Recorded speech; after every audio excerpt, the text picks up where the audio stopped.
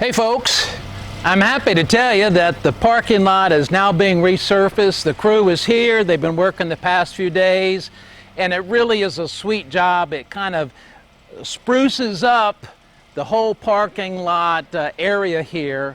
Now, we're doing that because it was time to do some upgrades and maintenance on this asphalt surface, but the other part was it's a matter of safety, so that that surface is level and people can make the exit and get in and out of church without tripping. And one of the things we learned when we gave note that the lot would not be available for Sunday morning parking is we had some folks that couldn't make it to church. If they had to park at a distance, that was going to be a challenge and an obstacle. And that reminded me that a church like ours has to be constantly looking at egress and exit, matters of safety, signage and such. So we're going to take a hard look at that to make sure that the whole of the church is a safe place that people can walk about and through and get to meetings and worship and such. So that's something that's going to be on our agenda to look at. A couple of other things that have been under construction, one that's really exciting, and that's that after a long time, a hiatus, the Campbell women, the women of the church, are looking again at organizing themselves into a Bible study. Catherine Cotman and Sally DeShield have come together, and they're going to be offering a once-a-month Bible study. It'll be at Catherine's home, and they've picked a book which is about the role and work and words of women in the church. And they'd love for those of you women of the congregation and friends of Campbell who'd like to be part of that to let them know. You can let Margaret know and leave your name and number in the office. You can speak to Catherine, or you can speak to Sally. They plan to start in early or mid-September. The date is not precise, but we want to reconnect the women of the church and get you together in prayer and study and fellowship. And that's an important piece, and that's part of the construction of our church family.